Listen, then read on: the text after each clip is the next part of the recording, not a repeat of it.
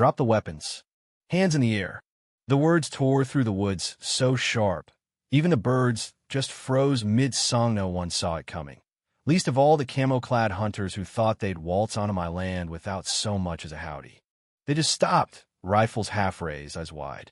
They didn't know Colden have known that my old cabin wasn't empty. Far from it.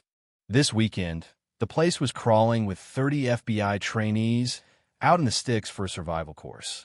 And now, those would-be tough guys were staring down the wrong end of 30 drawn weapons, all because Karen thought her HOA badge made her queen of Golden Pine Lake. I was standing on the porch, arms folded, heart pounding so hard I felt it in my jaw. Not with fear, but with that quiet, simmering anger that only comes when you've warned someone too many times and they don't listen. Karen, always in that pastel suit, sunglasses too big for her face, and that blonde hair yanked so tight it probably ached. She never once believed my property was truly off-limits to her precious neighborhood rules. But this sending armed strangers to clear out squatters while I'm supposed to be away? That was a line too far. Let me back up a sec, because if you've ever had someone try to push you off your own land, you'll know how fast a small thing can become a war. My name's Luke Mason, 52, retired FBI.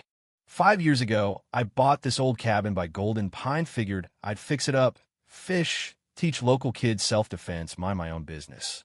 The only trouble I wanted was deciding if I should patch the roof or fix the old boat next. The folks before me were sweet sold me the place cheap, happy it'd go to someone who'd keep it standing. I just wanted peace.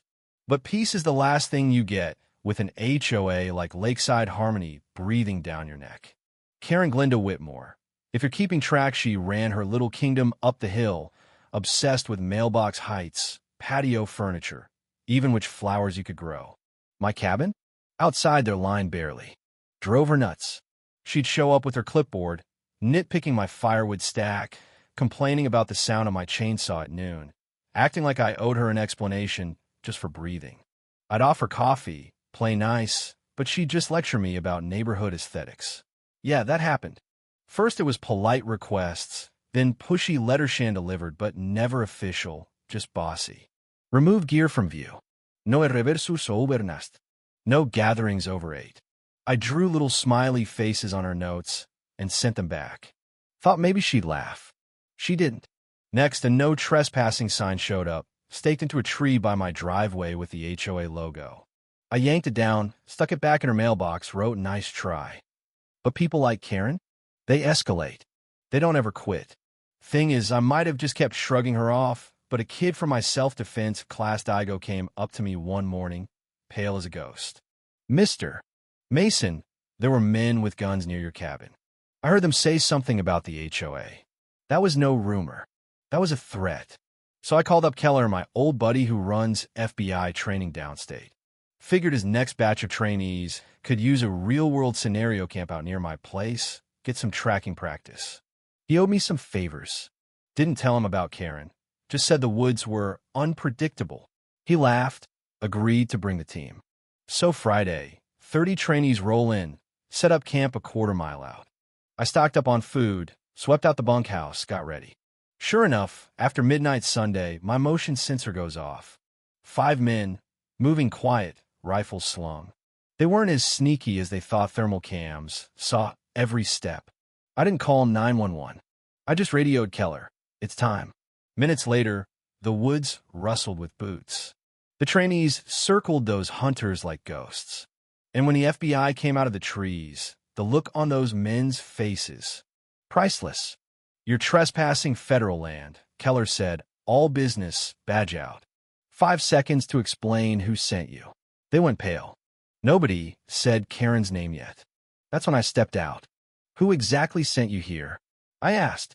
They hesitated. One almost spoke, but then a 6th guy appeared, not with a gun, but with a walkie-talkie. The thing crackled static, then a sharp, bossy voice, female. Are they gone yet? I want that cabin clear before sunrise. HOA business. The men froze. Keller took the radio, pressed the button. This is the FBI. Who are you? Silence. Then a click. I didn't need to guess. Karen. The truth landed like a hammer. These weren't criminals, they were just patsies, hired by Karen, lied to about squatters and danger in a cleanup job. Agent Keller asked if I wanted to press charges. I said not yet. He wanted answers, not bodies. The FBI let the men go for the night, but confiscated their weapons and names. That burned me more than anything. Karen thought she'd get away with it. Next morning, I walked into town, boots on the ground, made sure everyone saw I was still standing. At Millie's diner, the regulars went silent when I said what happened. 30 trainees, all armed. Karen sent them, I said. The place went dead quiet.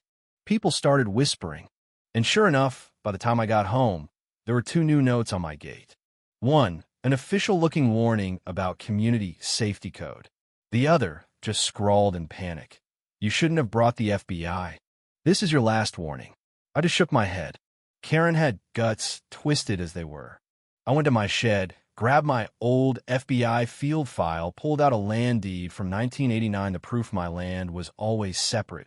Mailed a copy to every HOA board member with the line, "You've been lied to." But that night, things got weirder. Cameras picked up 6 new figures phones out, snapping pictures.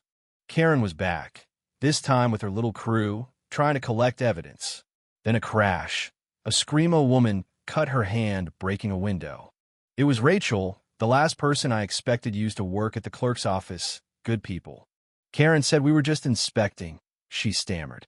She said you had illegal structures, even military equipment. I patched her up. She was just another pawn. Right then, Keller came in 3 SUVs, pulled up, Sheriff Dean in one, Karen in her peach suit, acting righteous. "I'm here to report illegal federal agents," she announced. Keller shut her down fast. "This is federal land. You're trespassing." I showed Dean the deed. His side property lines haven't changed since the 80s. Karen started sputtering about updated HOA maps. Keller just looked her dead in the eye. "You want to claim your HOA rules override federal records?" Karen just backpedaled. Rachel called her out, said Karen had lied to everyone. Dean finally said, "Time to come down to the station, Karen." But this was bigger than Karen. The next morning, Diego called, scared, said someone was following him. One of the hunters, same face. I realized Karen wasn't acting alone. Harmony Front Holdings, a shell company, was funding it all. Keller found the connection money trails, fake companies, out-of-state registrations, all tied to land grabs. We called a town meeting, showed the deed, the footage, even the audio of Karen giving orders. People started telling their own stories, mysterious offers to buy out their land, threats, even vandalism. It was bigger than my cabin. It was about erasing all of us for a secret development. And then, the final warning cameras painted black, red spray paint on my door. Final notice, Mason. The FBI found the shell company tied to overseas investors. Harmony Front wasn't a developer. It was a front for grabbing land with rare minerals under the lake. Gold, lithium, cobalt. That's why they wanted us gone. The next morning, they tried to burn Rachel out, set her cabin on fire while she was in town. It didn't work, but the message was clear: sell or else. But the town didn't break. The attack brought us together. We held a live stream at the lake, told the whole story: shell companies, the land scam, the minerals, everything. Within hours, the hashtag #SaveGoldenPine trended. Media swarmed. Feds launched a full investigation. Karen was arrested at the airport, her empire in ruins. But here's the thing, it wasn't the end. The folks behind Harmony Front tried to lock down our roads, bring in masked men, even send in a suit to bribe me double the market value if I just walk away. I told them no. They set fires, tried to jam our broadcast, anything to silence us. But it was too late. The truth was out. So, if you're listening, maybe you've got your own Karen, your own HOA bully, or some investor making you feel small. Don't back down. The second you give in, they win. But stand tall, speak up, and you'll find you're not alone. Because sometimes the only way to keep what matters is to fight for it together. Now, let's get real. Was I right to stand my ground? Or should I have just sold out and walked away? Where do you draw the line between protecting your peace and risking everything for justice? Drop your thoughts below. I want to hear where you stand.